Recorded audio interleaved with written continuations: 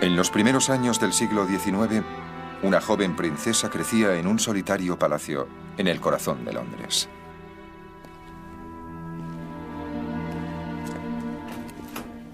Llevaba una vida extremadamente protegida, observada y vigilada de cerca por sirvientes, ya que estaba destinada a ser la reina de Inglaterra. Durante la mayor parte de su infancia, sus dominios se reducían al salón de juegos. Pero más allá de sus paredes, se fraguaba un poder que cambiaría el mundo más rápida y dramáticamente que en cualquier momento de su historia. Y la convertiría a ella en la gobernante de más de un cuarto de su población. Esta es la historia de la niña que crecería para reinar en el mayor imperio de la historia del mundo. De las energías dinámicas que lo crearon y las oscuras fuerzas que amenazaron con destruirlo. Esta es la historia del imperio de la reina Victoria. El imperio británico, el imperio de la reina Victoria, motor de cambio.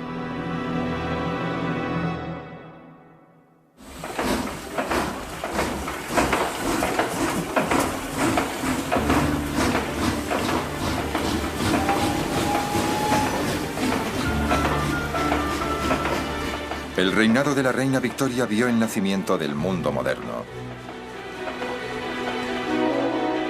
En Gran Bretaña, en la primera mitad del siglo XIX, se liberó una fuerza que haría tambalear a muchas dinastías y cambiaría la vida de casi todos los seres humanos del planeta. El vapor era el genio de la edad moderna, y fueron los británicos quienes lo dejaron salir de la botella. Convertiría a su pequeña isla en el taller del mundo. Construirían ferrocarriles y barcos de vapor para extenderse por el globo y forjarían las armas para gobernarlo. Pero mientras enviaban a sus exploradores y ejércitos a los rincones más lejanos de la Tierra, se enfrentarían a un desafío aún mayor: los infranqueables rápidos y los nativos hostiles. Este desafío se resumía en si debían utilizar su poder para el bien o para el mal, mejorar el mundo o meramente subyugarlo. La lucha por cómo utilizar su poder dividiría a los hombres más famosos de la era victoriana. Misioneros como David Livingstone, ingenieros como Isambard Kingdom Brunel, héroes militares como Gordon de Khartoum, escritores como Charles Dickens, y políticos como William Ewart Gladstone y Benjamin Disraeli. Confrontaría a Victoria con una revolución industrial, social y finalmente política. Una revolución que amenazaría su herencia, su trono y hasta su vida.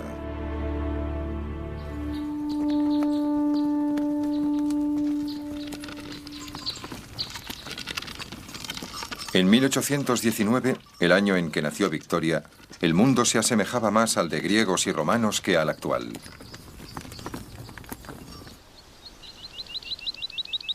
La mayoría de la gente vivía y trabajaba la tierra. Disponían de pocas máquinas y las que tenían se movían gracias al viento o al agua, o más comúnmente, tiradas por caballos. Los grandes percherones de la vieja Inglaterra limpiaban el terreno, araban los campos y transportaban sus productos a los mercados. La fuerza de los caballos establecía el límite de velocidad y el medio más rápido de transporte público era la diligencia tirada por caballos.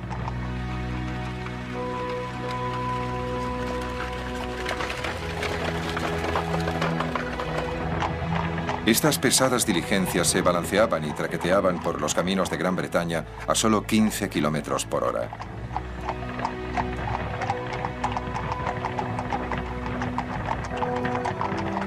En 1830 las utilizó con mucha frecuencia un joven periodista, Charles Dickens, quien comparó la experiencia con ser desmembrado en vida en una rueda de tortura.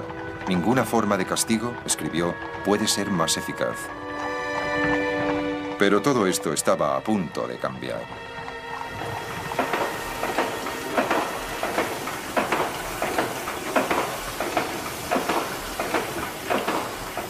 Gran Bretaña había sido la pionera de la era del vapor.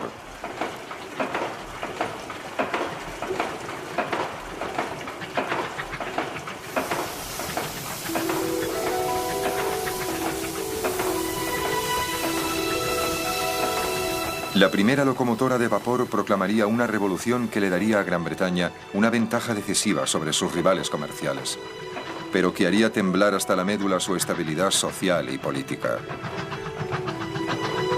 En 1829 se terminó el primer ferrocarril público, uniendo las ciudades de Liverpool y Manchester. Las locomotoras de George Stephenson corrían sobre las vías de hierro a la sorprendente velocidad de 55 kilómetros por hora. Pero la ceremonia de inauguración se vio ensombrecida por un lamentable incidente. Un importante miembro del gobierno fue atropellado por la locomotora más rápida de Stephenson, la Rocket, falleciendo a consecuencia de ello. Había llegado el mundo moderno.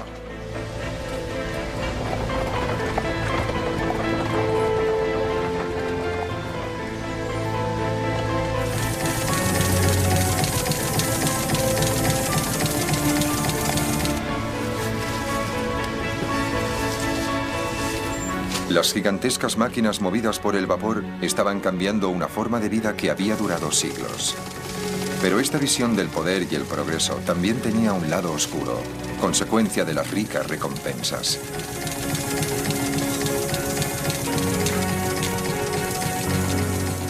Los británicos de esa época eran maestros no solo en la producción industrial, sino también en los medios para distribuir por todo el mundo los productos que fabricaban.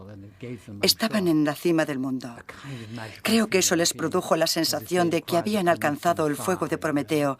Hacían cosas que nadie más podía hacer y podían hacer cualquier cosa. En la mitología griega, Prometeo le dio a la humanidad el regalo del fuego.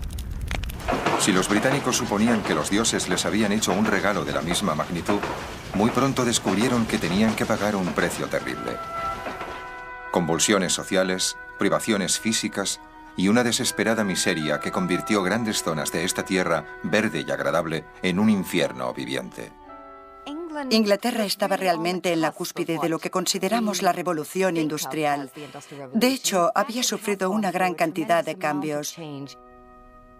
Un tremendo crecimiento de la población que se desplazaba en masa a las ciudades.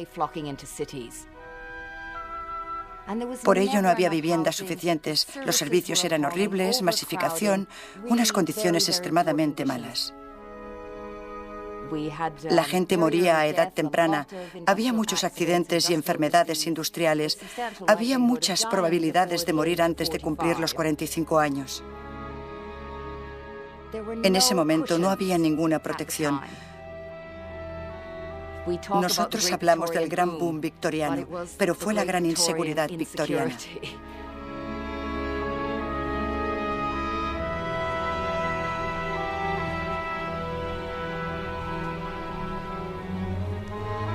Era un mundo de éxito o fracaso, riqueza o pobreza, dinámico e inseguro, el que Victoria heredó cuando a los 18 años de edad emergió del lujoso capullo de su palacio para ser coronada reina de Inglaterra.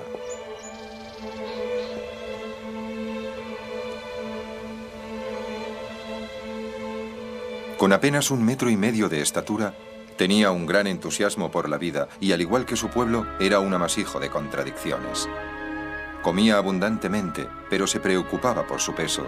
Le gustaba montar a caballo, pero odiaba el ejercicio. La describieron como terca y malhumorada, buena y generosa.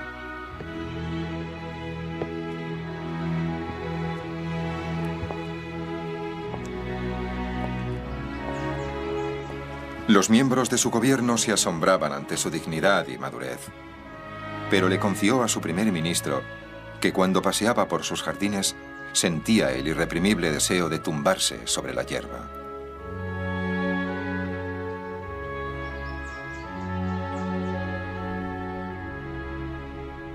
Muchos, incluyendo al escritor Thomas Carlyle, suponían que la superarían las fuerzas que se agitaban fuera de los muros de su palacio. Pobre pequeña reina. Tiene una edad en la que a una joven no se le confía ni la elección de un sombrero.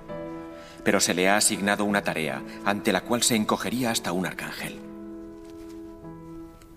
Victoria había llegado al trono en un momento en el que la monarquía y la idea del imperio eran igualmente repugnantes para muchos de sus súbditos. Su abuelo, el loco rey Jorge III había perdido las colonias americanas. Y su tío Jorge IV era tan ampliamente despreciado que su muerte se celebró con borracheras en las calles de la capital.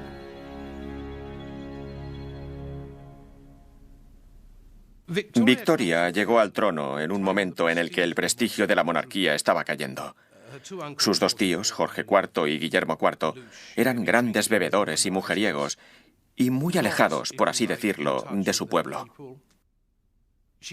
Creo que llegó al trono consciente de que debía intentar rescatar a la monarquía, convertirla en una monarquía cristiana. Ella era una mujer muy religiosa y se veía a sí misma como una gobernanta cristiana de un pueblo cristiano, como un benevolente señor rural consideraría a sus campesinos.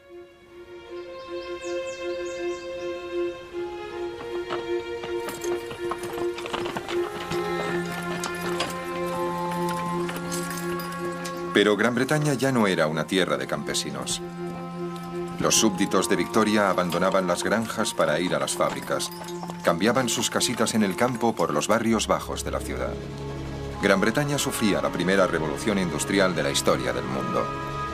Vería el nacimiento del sistema fabril, las líneas de producción, la era de las máquinas. Cambiaría no solo la naturaleza de la industria, sino la de la sociedad, tal vez incluso de la humanidad.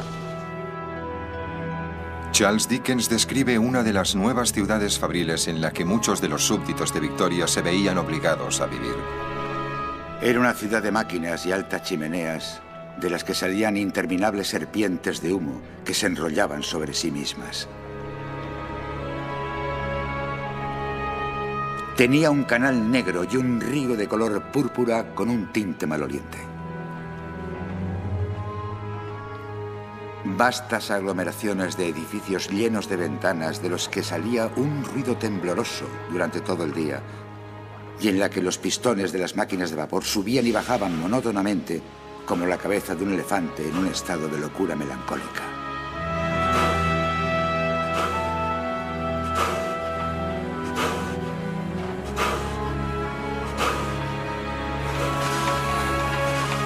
Este era un mundo muy alejado del de la joven reina, con sus palacios y sirvientes. ¿Qué podía ella saber de la gente que vivía en esas ciudades o de las máquinas que ahora regían su vida cotidiana? Todo se ponía en movimiento a las mismas horas, con los mismos sonidos, sobre los mismos pavimentos para hacer el mismo trabajo. Cada día era igual que el ayer y el mañana. Y cada año el equivalente del pasado y el siguiente.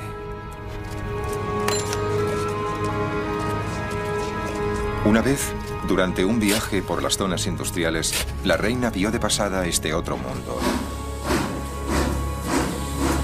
Sintió un gran desagrado y horror. Es otro mundo. En medio de tanta riqueza, parece que solo hay chimeneas, hornos encendidos rodeados de casas miserables. Y si a esto añadimos una atmósfera densa y negra, tendremos una primera impresión de la vida que un tercio de mis pobres súbditos se ven obligados a llevar.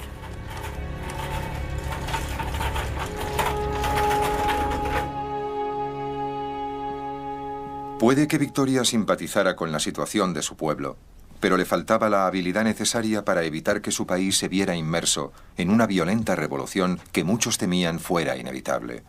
Sin embargo, pronto recibiría consejos de un tutor mucho más agradable de lo que podía haber imaginado.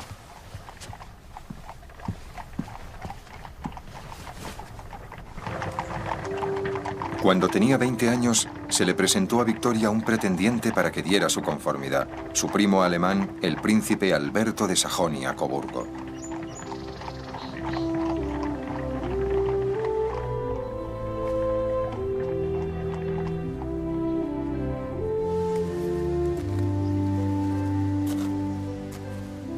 Poco antes le había dicho a su primer ministro: Me asusta la idea de casarme. Estoy tan acostumbrada a hacer lo que me place que apostaría 10-1 a que no estaría de acuerdo con nadie.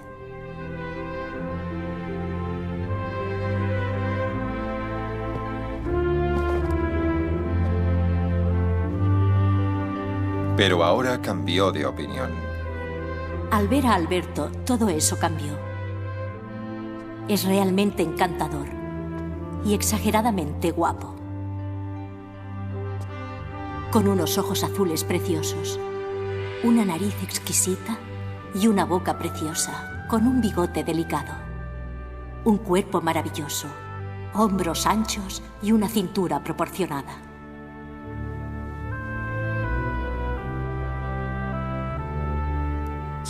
De pronto allí estaba Alberto, con un aspecto resplandeciente, y ella dispuesta a proponerle en matrimonio, cosa que hizo al día siguiente. Tenía que proponérselo ella porque era la soberana. Por supuesto, Alberto estaba preparado y dispuesto a decir que sí. Le habían ofrecido el empleo de príncipe consorte de la reina más grande del mundo. Era un trabajo que cualquier hombre en su situación habría aceptado, y además no tenía otro empleo. Se convocó al príncipe para que acudiera a ver a la reina en su salón. Llegó cuando yo estaba sola y le dije que suponía que sería consciente de por qué le había hecho llamar y que me haría muy feliz si consintiera a mis deseos. Me dijo que sí. Sentí que era el momento más feliz y brillante de mi vida.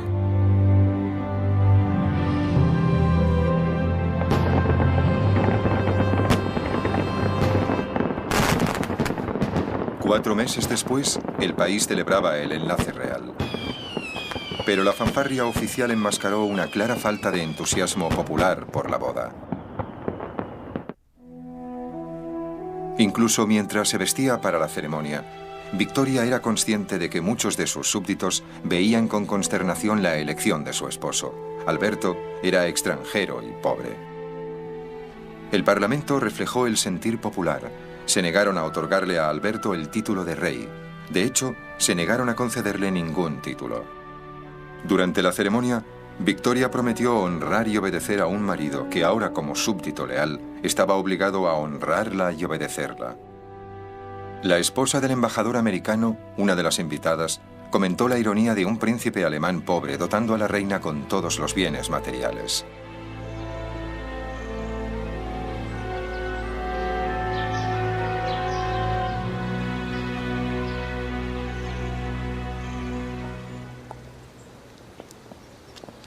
El príncipe se había ganado la mano de una reina, pero le sería más difícil ganar el corazón de su pueblo. De momento, la pareja real tendría que conformarse con su mutuo amor. Victoria escribió en su diario el alivio que sintió cuando pudo escapar de los invitados a la recepción. Luego, mi querido Alberto me llevó abajo, donde nos despedimos de mamá y nos fuimos. Yo y Alberto solos.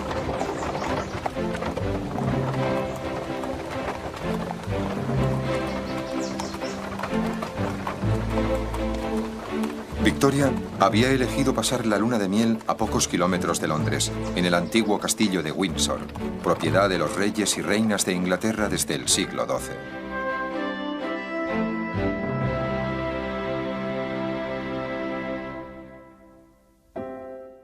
Según parece, la noche de bodas fue muy bien. A la mañana siguiente le dijo al primer ministro que habían pasado una noche maravillosa, que no había dormido mucho, y en su diario anotó que mi querido Alberto me ayudó a ponerme las medias por la mañana.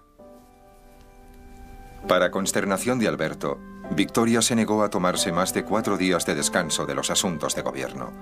«Soy la reina de Inglaterra», como amablemente le regañó. Eso daba lugar a la cuestión de ¿qué era Alberto? Él sabía que tenía que encontrar alguna ocupación, aunque solo fuera para hacer más soportable su vida. ¿Qué otra cosa podía hacer aparte de asegurar la sucesión? Y tuvo que buscar otra tarea, es decir, algún trabajo viril y útil para la administración. Eso era algo difícil, porque Victoria no quería delegar.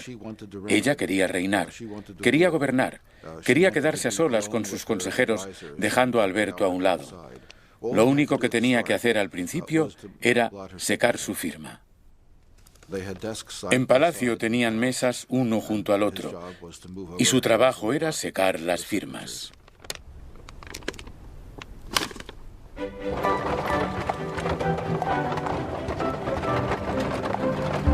Cuando iban juntos en su carruaje, era Victoria quien invariablemente cogía las riendas, provocando chistes sobre quién mandaba en realidad. Era una faceta del carácter de la reina que creó problemas a otros hombres de su vida, notablemente a los miembros más importantes del gobierno de Su Majestad. Puede que la reina quisiera gobernar sola, pero en realidad tenía que hacerlo con el consentimiento del Parlamento.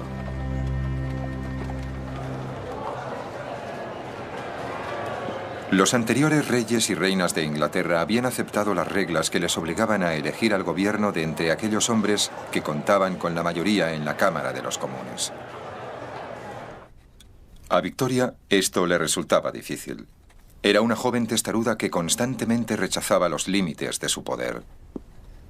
Muy pronto sus ministros se dieron cuenta de que Alberto tenía más paciencia para los complejos asuntos de Estado y animaron a Victoria para que le permitiera quedarse en sus regulares encuentros. Pronto haría mucho más que secar la firma de la reina, cuando ésta se vio sorprendida por un acontecimiento que la distraería de los asuntos de gobierno. Cuando Victoria se quedó embarazada, empezó a sentir molestias, las normales asociadas con el embarazo, por lo que le dio a Alberto más tareas. Este empezó a escribir sus cartas, a reunirse con sus ministros, y Alberto se convirtió en efecto en un soberano asociado. El secretario jefe del gobierno comentó que a pesar de que Victoria ostentaba el título, Alberto realizaba los deberes y funciones de la soberana. A todos los efectos, era el rey. Alberto era un intelectual. Entendía las cosas con gran rapidez. Enseguida aprendió inglés. Leía mucho. Sabía todo lo que estaba ocurriendo. Leía todo el correo que llegaba en las cajas rojas del gabinete. Alberto estaba, de hecho, tomando el mando.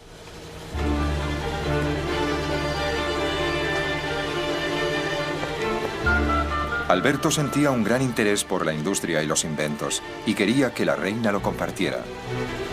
La introdujo en los desarrollos de la tecnología que, sin su entusiasmo, podrían haberle parecido demasiado complejos, mecánicos y mugrientos para que les prestara su real atención. Intentó abrirle los ojos a las ideas y opiniones que estaban desarraigando la vieja Gran Bretaña. Ideas y opiniones que estaban a punto de conmocionar al mundo. Alberto consideraba que el mundo iba a cambiar tanto si les gustaba como si no. Y quería que cambiara de forma que fuera útil para el pueblo.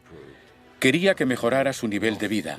Quería que la riqueza estuviera mejor distribuida.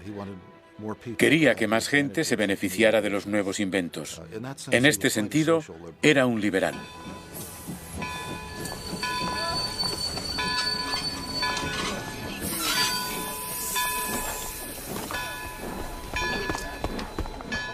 En 1842, el príncipe realizó un viaje en uno de los nuevos ferrocarriles, The Great Western, que unía Londres con el puerto de Bristol, en la costa oeste de Inglaterra. Los 180 kilómetros de viaje, que habría tardado 15 horas en diligencia, el ferrocarril los recorrió en 3. Al final del trayecto le esperaba el hombre que lo había construido, un hombre cuyo nombre tenía un toque de grandeza que coincidía con la época que le había tocado vivir, Isambard Kingdom Brunel. Era el ingeniero más famoso del mundo y dedicó su vida a que este fuera un lugar más pequeño. Victoria había heredado un imperio que se extendía por todo el globo, pero sus diseminadas posesiones estaban separadas por miles de kilómetros de océano. En los días de los barcos de vela podían tardarse 3 meses en cruzar el Atlántico, 6 en llegar a India, incluso más para llegar a los dominios de la reina de Australia y Nueva Zelanda. Brunel dominaba la tecnología para unir estos elementos dispares y así conformar un imperio. Había concebido el SS Great Britain como el primer barco de vapor de hierro, con un tamaño que doblaba el de cualquier otro jamás construido. Fue diseñado para reducir el viaje cruzando el Atlántico de 3 meses a solo 15 días. Brunel personificaba el espíritu de la ambición sin límites que sería el sello del imperio de Victoria. Aprovechó la oportunidad de la visita del príncipe Alberto para convencerle del potencial de este método nuevo y dinámico de transporte.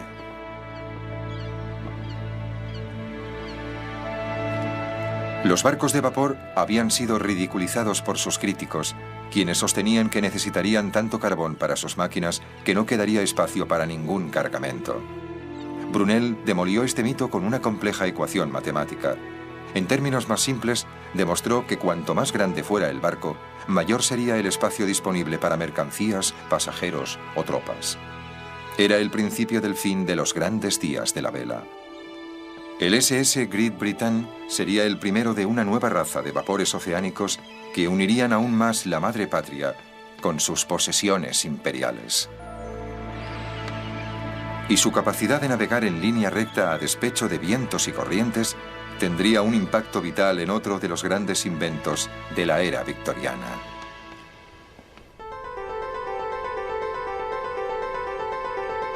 En 1837, inventores de ambos lados del Atlántico habían creado simultáneamente el telégrafo eléctrico.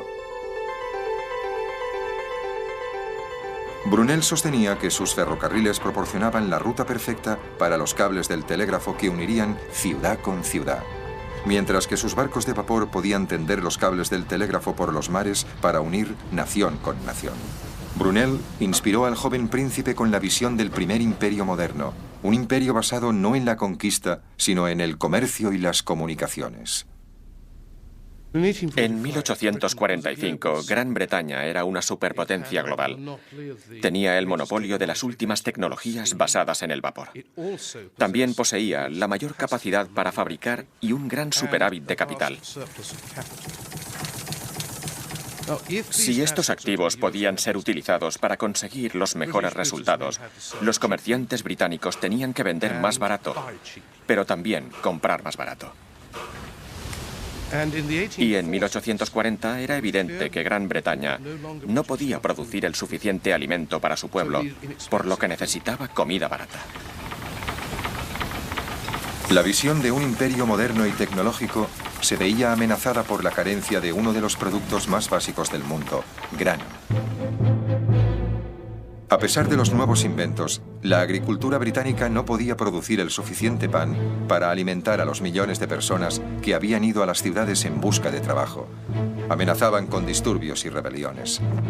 América podía proporcionar grandes cantidades de grano, pero a ello se oponía el lobby más poderoso del Imperio de Victoria.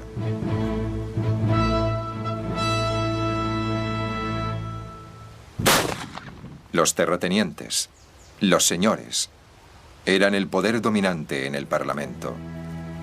Su riqueza provenía de la agricultura y estaban determinados a mantener los altos precios por sus cosechas, especialmente el grano. Utilizaron sus votos en el Parlamento para imponer unos impuestos más altos a las importaciones, las infames leyes del maíz, que llevarían al país al borde de la insurrección armada.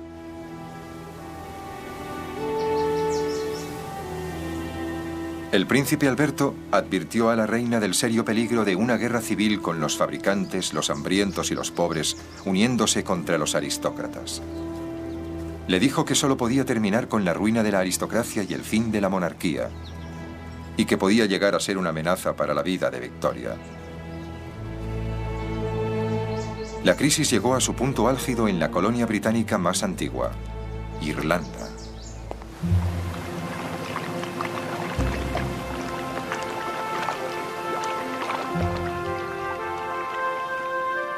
Durante el reinado de Victoria, toda Irlanda pertenecía a Gran Bretaña. La mayoría de las tierras eran propiedad de terratenientes ingleses que raramente visitaban sus fincas en Irlanda. Sus arrendatarios eran pobres agricultores irlandeses. La mayoría solo cultivaban patatas, que era todo lo que tenían para comer. Un viajero inglés escribió sobre las graves diferencias en bienestar económico. Los terratenientes son los primeros en recibir todo lo que da la tierra y los arrendatarios, por su trabajo, reciben pobreza y patatas.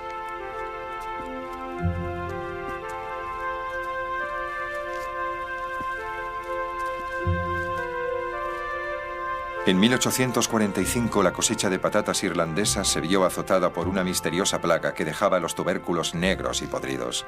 Las cosechas se perdieron. Varios testigos describieron la creciente angustia y desesperación. La angustia y el miedo se veían reflejados en todos los rostros. El desgraciado pueblo se retorcía las manos y se lamentaba amargamente por la destrucción que les había dejado sin comida.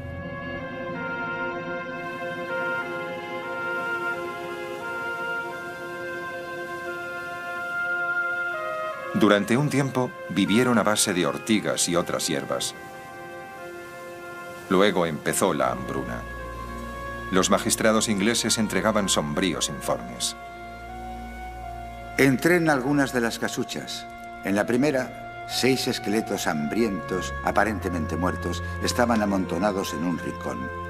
Me acerqué a ellos horrorizado y descubrí, por sus leves gemidos, que estaban vivos. Capitán Wynne, oficial del ejército británico. Madres temblando en la nieve y la aguanieve, lanzando exclamaciones de desesperación, mientras los niños gritaban de hambre. Puedo soportar cualquier otra cosa que pueda encontrar aquí, pero esto no puedo resistirlo.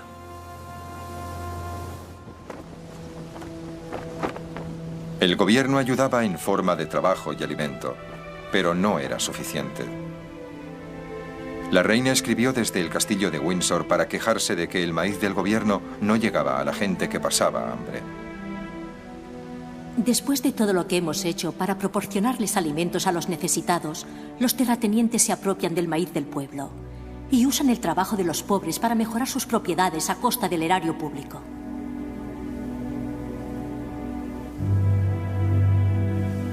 Se horrorizó al saber que los muertos eran enterrados sin ataúd en fosas comunes. En 1846, una viajera americana fue en barca hasta las islas occidentales. No se veía nada con vida, excepto ocasionalmente algún perro. Dije sin pensar, ¿cómo es posible que los perros estén tan gordos y tengan el pelo tan lustroso cuando no hay comida para el pueblo? ¿Se lo digo?, preguntó el piloto.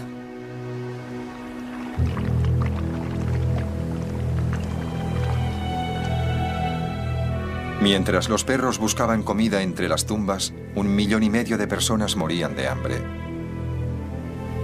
Muchos arrendatarios que no podían pagar sus rentas fueron desahuciados por los terratenientes. 2 millones de irlandeses emigraron en viejos barcos plagados de enfermedades, conocidos como barcos ataúd. Los que sobrevivieron al viaje fueron llevados a los barrios bajos de Nueva York y Boston, Liverpool y Glasgow. Fue uno de los grandes desastres humanos de la historia.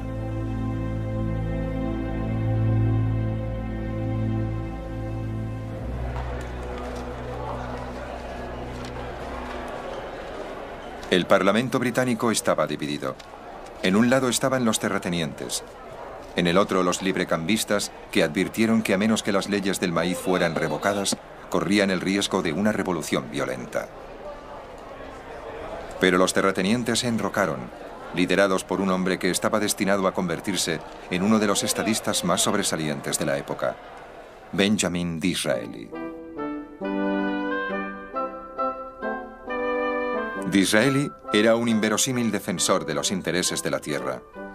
A pesar de que había sido bautizado, su familia era judía en un tiempo en el que los judíos no podían ocupar cargos públicos en Inglaterra. El joven Disraeli tenía el estilo elegante de un hombre de buena posición, pero solo en apariencia. No tenía dinero, ni tierras, ni amigos de buena posición. Bromeaba diciendo que había nacido en una biblioteca, y sin duda su padre tenía una de las bibliotecas más importantes de Londres. A los 20 años de edad, Disraeli abandonó el ejercicio de la abogacía para escribir novelas románticas. Pero su objetivo al escribir era pagar las enormes deudas que había contraído jugando a la bolsa. Su verdadero interés estaba en la política.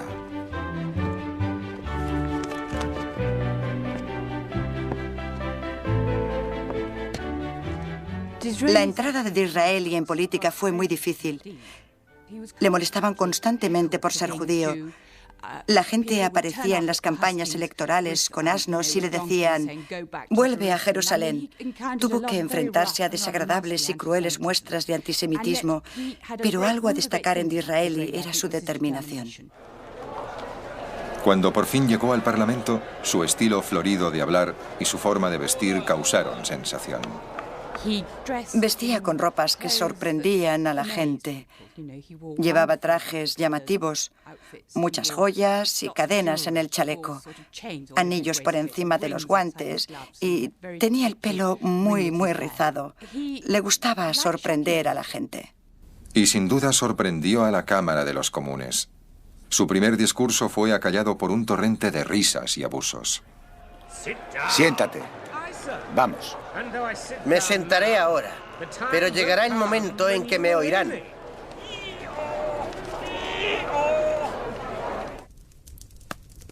Disraeli modificó su forma de vestir y adaptó sus discursos al estilo del Parlamento. Su momento llegaría con la batalla de las leyes del maíz.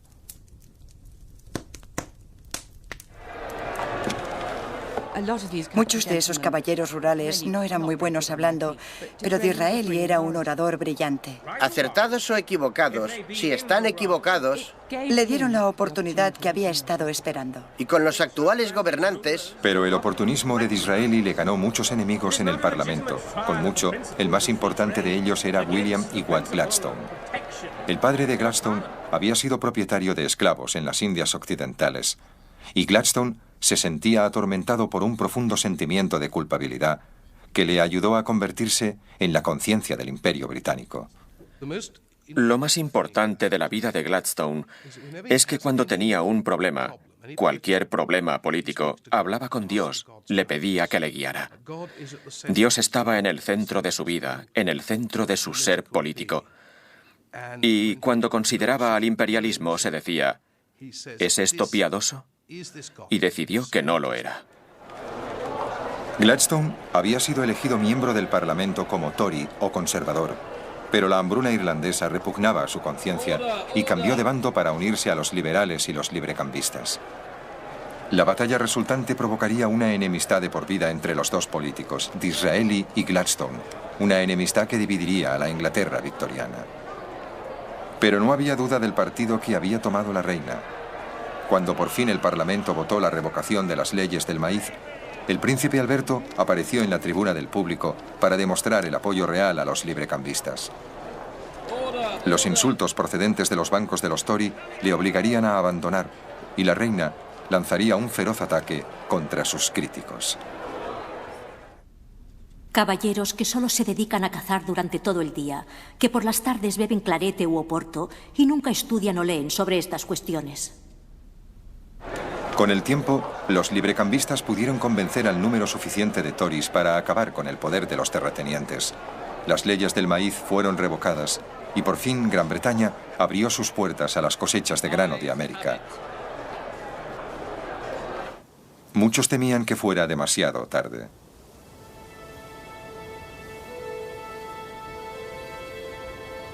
La tenaz resistencia de los terratenientes provocó la furia popular en pueblos y ciudades de Gran Bretaña, y en un momento muy peligroso para la familia real británica. 1848 sería el año de la Revolución.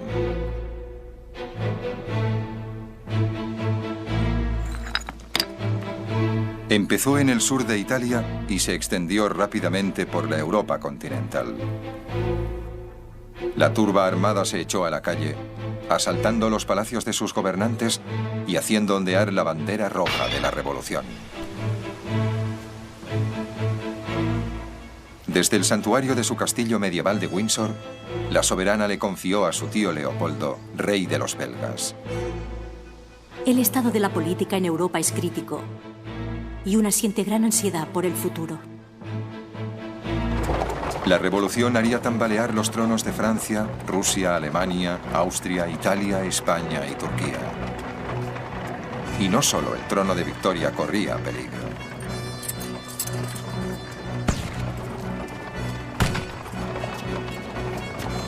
Los disparos fallaron, pero fue el primer atentado serio contra la vida de Victoria. Y no sería el último.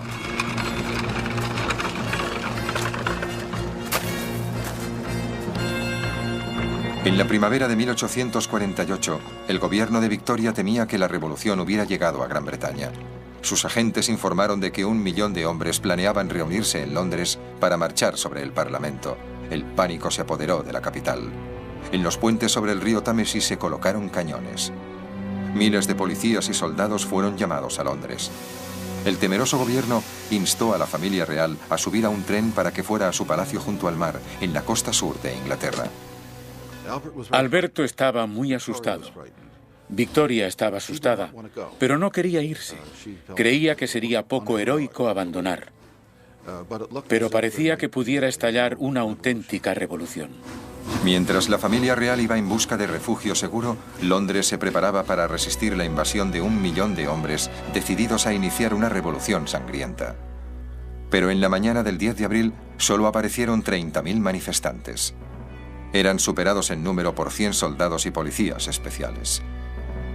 Al primer brote de violencia, los líderes de la protesta perdieron el valor. Imploraron a la muchedumbre para que se dispersara. Luego, el tiempo echó una mano. La amenazante revolución se ahogó en el violento estallido de la lluvia británica. Habían esperado reunir a cientos de miles de manifestantes para cruzar los puentes y marchar sobre el Parlamento para presentar su monstruosa petición. De hecho, aparecieron muy pocos. Fue una gran decepción. Los ingleses no son revolucionarios. Cuando las noticias llegaron a la reina en su refugio isleño, se regocijó. Gracias a Dios. La manifestación ha sido un completo fracaso. La lealtad del pueblo en general ha sido impresionante. Y su indignación ante el hecho de que su paz se viera en peligro por unos hombres sin sentido y despreciables, inmensa. Pero el príncipe Alberto tenía una opinión más realista de la situación. Se había evitado la revolución, pero la amenaza seguía siendo tan fuerte como siempre. Alberto creía que la única forma de preservar la monarquía era mejorar las condiciones de los pobres. El pueblo británico tenía que ser convencido de que el libre comercio traería consigo una nueva era de paz y prosperidad, no solo para los fabricantes, sino para toda la nación. El problema era cómo convencerles. A Alberto le agradaba la idea de servirse del comercio para liberalizar el mundo en general. Le gustaba la idea de que el comercio creara comunicaciones y una vida mejor para los pueblos de todo el mundo.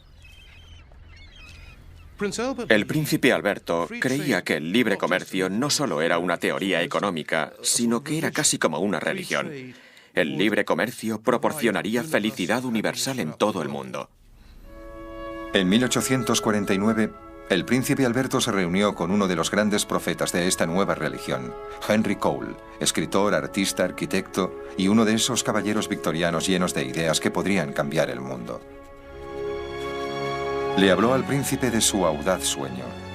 Construirían la Catedral del Libre Comercio, un gigantesco templo en el corazón de Londres para exponer el arte y la industria de todas las naciones. Cada país del mundo sería invitado a enviar a Londres sus creaciones más hermosas y útiles para unir el mundo en un sueño de paz universal por medio del comercio. El príncipe quedó extasiado. El príncipe Alberto era en muchos sentidos un idealista y esto serviría no solo para proyectar la majestuosidad de Gran Bretaña en todo el mundo, sino también para subrayar el hecho de que todos estaban relacionados. Victoria compartía el entusiasmo de Alberto y le nombró presidente de la Comisión Real para organizar lo que sería conocido como la Gran Exposición de Obras e Industria de todas las naciones. La primera feria comercial internacional. La reina ofreció uno de los parques reales, Hyde Park, en el centro de Londres para que se celebrara la exposición. Pero la visión del príncipe Alberto fue rechazada por las mismas fuerzas que se habían opuesto a la revocación de las leyes del maíz. Primero, objetaron que llegarían a Londres hordas de extranjeros.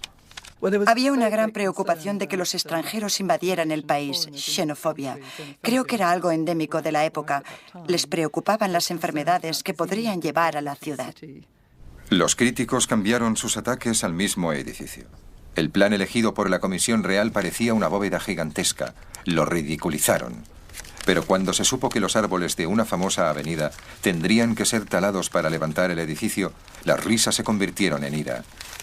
Salvad los árboles se convirtió en un eslogan popular de los críticos de Alberto, tanto en la prensa como en el Parlamento. ¿Van a sacrificar los árboles para uno de los grandes fraudes, el mayor disparate, el colmo del absurdo jamás conocido? El objetivo de los ataques era el príncipe Alberto. Era ridiculizado como el rey no coronado del jardín de infancia real, el semental extranjero que podía engendrar 9 hijos, pero que servía para poco más. Pero tras las burlas se temía que Alberto representara una amenaza al orden establecido. En cierto modo, Alberto iba muy por delante de su tiempo. La gente del gobierno no quería moverse tan deprisa como Alberto. Por ello se convirtió en alguien sospechoso para los políticos que eran más conservadores que él. Victoria y Alberto no sabían qué hacer. No solo estaba en juego la reputación de Alberto, era su sueño, el sueño de que el comercio mundial podría garantizar la paz en el mundo. El príncipe escribió desesperado a su hermano Ernesto. Probablemente seremos derrotados y tendremos que olvidarnos de la exposición. Verás, nuestra vida no es un lecho de rosas. Luego, con el proyecto al borde del fracaso, llegó ayuda de una fuente inesperada.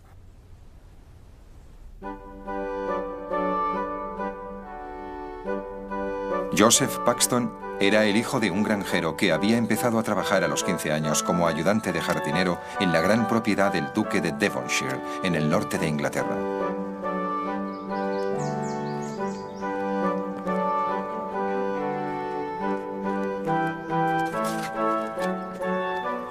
Pero al igual que Brunel, Cole y otros muchos victorianos, Paxton creía en sí mismo. Y tenía una gran imaginación que veía más allá de los límites de las plantaciones del duque. Sus ideas para mejorarlas llamaron la atención de su noble patrono. Fue ascendiendo rápidamente. A los 40 años dirigía la hacienda del duque y era un hombre independiente adinerado con inversiones en puentes, ferrocarriles y fábricas de gas. Incluso fundó un periódico con Charles Dickens como su director. Paxton era el típico empresario victoriano que parecía sobresalir en todo.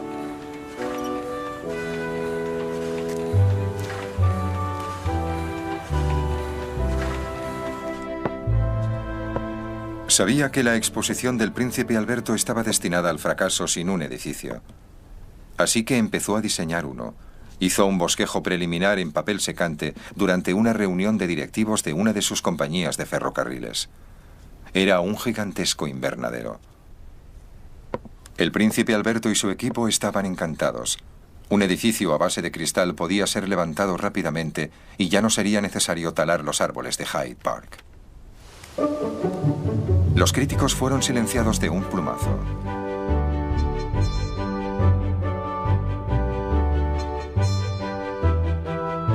En el otoño de 1850, un ejército de 2000 obreros descendió sobre Hyde Park. El vasto armazón de hierro con una extensión de casi 8 hectáreas se levantó en solo 9 semanas.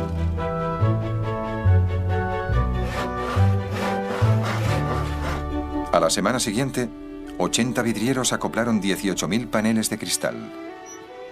Los críticos rezaban para que cayera una violenta granizada, pero esperaron en vano.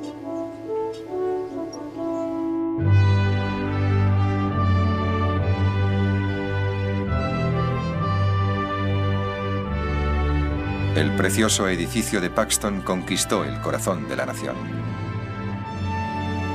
Fue inaugurado por la reina y el príncipe Alberto el 1 de mayo de 1851 e inmediatamente fue conocido como el Palacio de Cristal, Crystal Palace. Por lo que respecta al público, era arquitectónicamente mágico. Era un edificio maravilloso. No se parecía en nada a lo que habían visto antes. Eso, en sí mismo, creo yo, marcó un glorioso principio. Por primera vez, los victorianos vieron su valiente nuevo mundo en una exposición, con todas sus novedades e invenciones. Estaban encantados.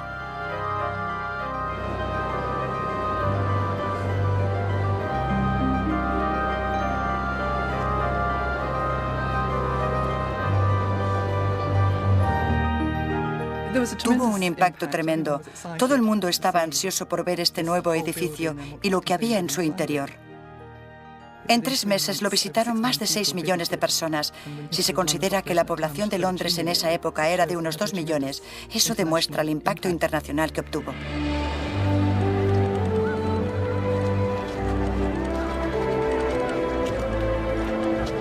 Pero fueron los logros de la industria británica los que sorprendieron a la muchedumbre que acudía al Palacio de Cristal. La gran exposición era un despliegue británico.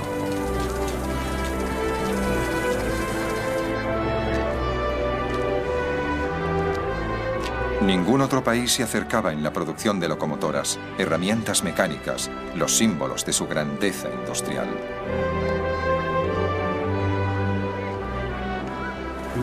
Al entrar, se veían todos esos maravillosos artilugios, todos esos inventos, todas esas muestras del ingenio y la energía británica. Era un anuncio al mundo que decía: esta es la nación más progresista del mundo. Mirad lo que ha producido. ¿No os parece maravilloso? El Palacio de Cristal consiguió todo lo que había esperado el príncipe Alberto y mucho más. Convenció a millones de ciudadanos normales y corrientes de que la nueva tecnología podría proporcionar un futuro dorado, no solo para los ricos y privilegiados, sino para todos. Provocó un intenso fervor patriótico y orgullo de la monarquía, pero también sentimientos de supremacía nacional. La creciente convicción de que con tales motores de poder, los británicos podían conquistar el mundo.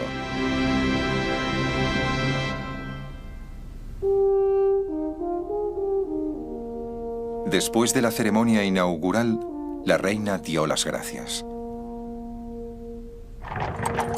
Dios bendiga a mi querido Alberto. Dios bendiga a mi querido país, que ha demostrado ser tan noble.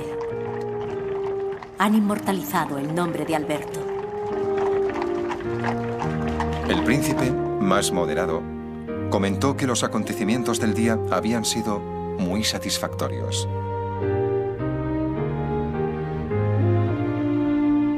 La gran exposición marcó el amanecer de una nueva era de libre comercio.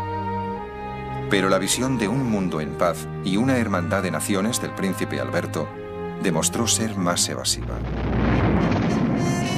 En la década que siguió a la inauguración del Palacio de Cristal, Gran Bretaña se vería involucrada en 2 grandes conflictos que hicieron añicos las ilusiones de Alberto y colocó al Imperio de Victoria en un camino peligroso y sangriento hacia la dominación del mundo.